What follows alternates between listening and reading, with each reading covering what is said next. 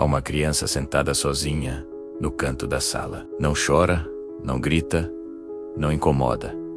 Simplesmente está lá, invisível para a maioria, esquecida por muitos. Enquanto as outras crianças brincam, riem e fazem barulho, ela observa em silêncio, como se carregasse dentro de si um mundo inteiro que ninguém consegue ver. O que acontece na mente dessa criança calada? Que segredos esconde o seu silêncio? É timidez? É medo? Ou talvez seja algo muito mais profundo? Imagine por um instante que essa criança é você. Ou talvez tenha sido seu filho, seu irmão, seu colega de classe.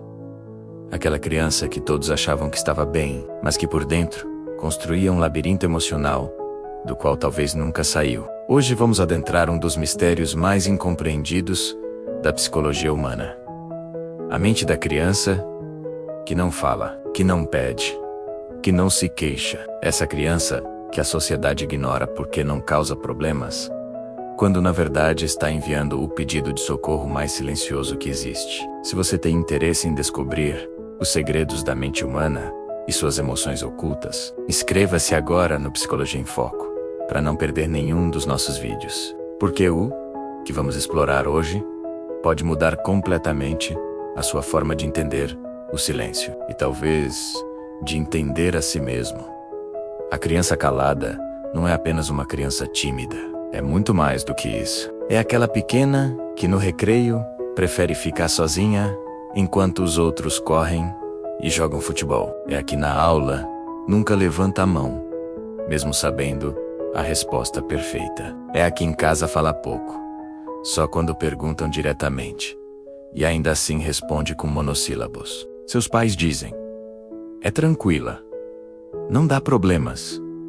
Queria que todas as crianças fossem assim. Seus professores pensam: é obediente, nunca incomoda, uma aluna exemplar. As outras crianças simplesmente a esquecem, porque não faz nada memorável. Mas ninguém, absolutamente ninguém, para perguntar o mais importante: como você se sente?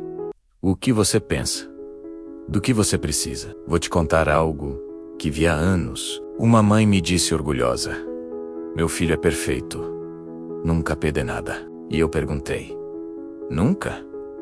Nem mesmo quando tem fome, medo ou dor? Ela ficou em silêncio, porque se nunca pede nada, não era uma virtude, era uma ferida. Essa criança vive num estado de observação constante. Olha, escuta, absorve tudo o que acontece ao seu redor, mas raramente participa. Não porque não queira, mas porque algo dentro dela sussurra: é mais seguro ficar calada. É melhor passar despercebida. Se expressar pode ser perigoso. De onde nasce o silêncio? O que faz uma criança decidir que é melhor calar do que falar? A resposta está nos primeiros anos de vida, nessas experiências iniciais que moldam a forma como nos relacionamos com o mundo. Muitas crianças caladas crescem em ambientes onde suas emoções foram minimizadas. Talvez choraram e ouviram. Não é para tanto. Talvez expressaram medo e escutaram. Não seja covarde. Ou quem sabe, simplesmente, ninguém prestou atenção. Então aprenderam algo devastador: que o que sentem não importa, que o que pensam não tem valor, que é mais fácil guardar tudo dentro de si. Outras crianças caladas vêm de lares onde o conflito é constante. Gritos, brigas, tensão. No meio do caos, elas descobrem que o silêncio é uma forma de proteção. Se não falo, não gero mais problemas. Se não peço nada, não incomodo ninguém. Se desapareço emocionalmente, talvez a tempestade não me alcance. E há crianças que nascem com uma sensibilidade mais profunda, que sentem tudo com maior intensidade. Para elas, o mundo é avassalador, e o silêncio se torna um refúgio, a única forma de processar a avalanche de estímulos que a cercam. Mas aqui está o verdadeiro problema: o silêncio não resolve nada, apenas esconde. E o que se esconde cresce na escuridão. A criança calada vive uma batalha constante dentro de si mesma. Por um lado, tem necessidades reais. Quer brincar com as outras crianças, quer contar o que emociona, quer pedir ajuda quando algo dói. Tem opiniões, tem sonhos, tem emoções intensas que pedem para sair à luz. Mas por outro lado, tem medo. Medo da rejeição, medo de ser julgada, medo de errar, medo de ser demais, medo de não ser suficiente. Então, cala, e cada vez que cala algo terrível acontece. Reforça uma crença devastadora. Se não falo, é porque não tenho nada importante para dizer. Se ninguém me pergunta, é porque não importo. Se passo despercebida, é porque tem que ser assim. Imagine isso. Uma menina de 8 anos tem medo do escuro, mas nunca diz. Todas as noites se deita aterrorizada, chorando em silêncio, esperando que alguém perceba sua angústia. Mas como não faz barulho, ninguém vai. E ela conclui: meu medo não importa. Eu não importo. Essa menina cresce, e 20 anos depois, continua sem conseguir pedir o que precisa nos seus relacionamentos, no trabalho, na vida. Com o tempo, esse padrão se torna sua identidade. Já não é só que prefira ficar calada, é que já não sabe mais como falar. Sua voz interna vai ficando cada vez mais fraca, até que começa a acreditar que realmente não tem nada valioso para contribuir. Mas há algo que muda tudo. O silêncio não é fraqueza, é sobrevivência. Quando entendemos isso, tudo faz sentido. A criança calada não é covarde, não é antissocial, não está quebrada. É um ser humano que encontrou uma estratégia para sobreviver num ambiente que não oferecia segurança emocional. E essa estratégia, embora dolorosa, funcionou. A protegeu, a manteve em segurança.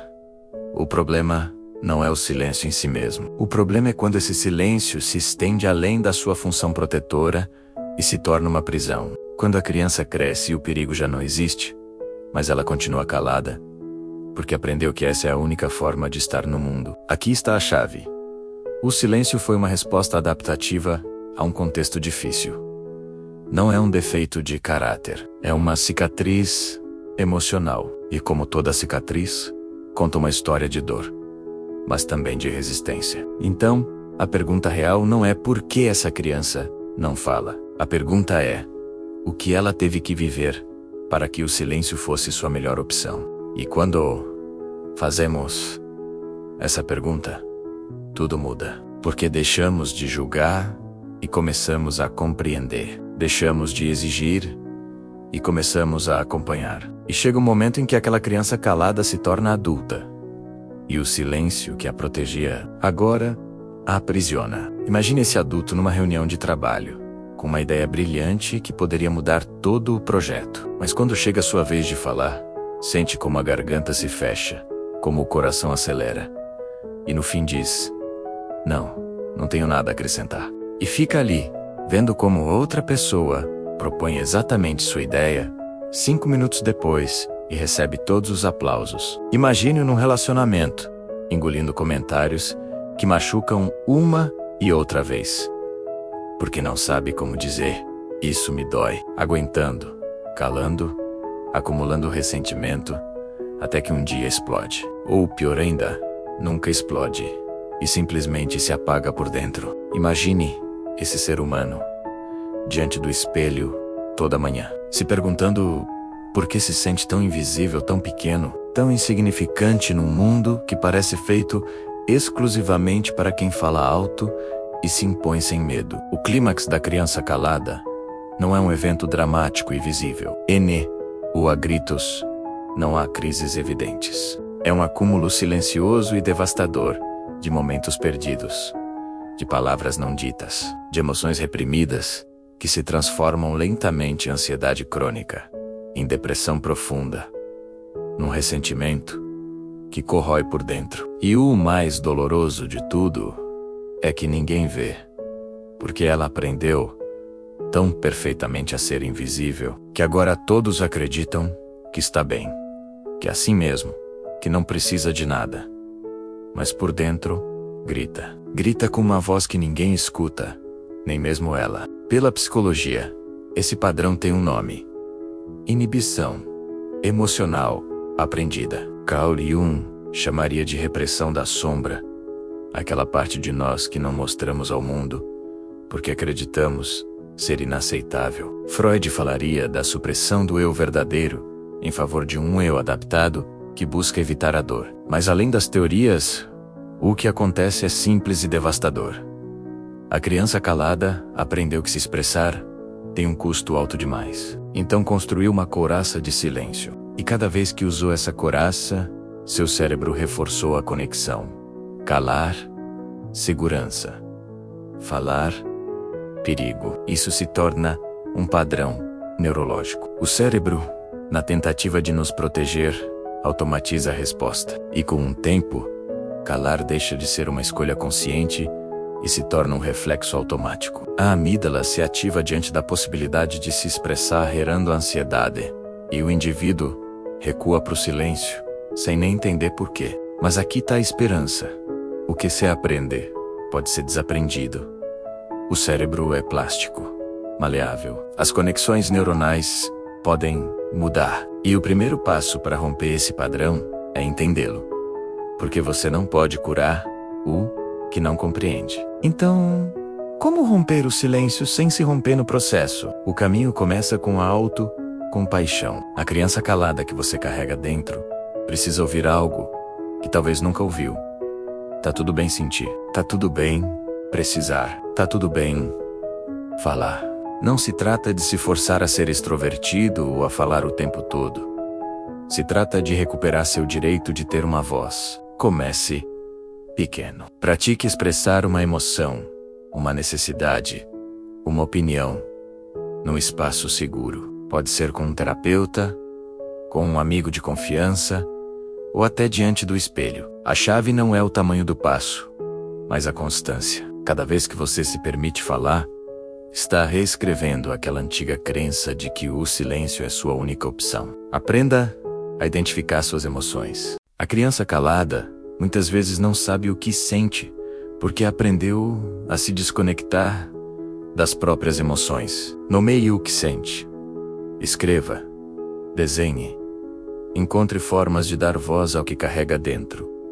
Mesmo que no começo não saia em palavras. E acima de tudo, cerque-se de pessoas que te escutem de verdade, que não te interrompam, que não te julguem, que validem sua experiência. Porque a cura do silêncio precisa de testemunhas empáticas que digam: eu te vejo, eu te escuto, e o que você tem a dizer importa. A grande lição da criança calada é esta: seu silêncio foi sua forma de sobreviver, mas sua voz é sua forma de viver. Não há nada de errado em ser uma pessoa tranquila, reflexiva, que prefere escutar antes de falar. Mas há uma diferença enorme entre escolher o silêncio a partir da paz interior e ficar calado por medo.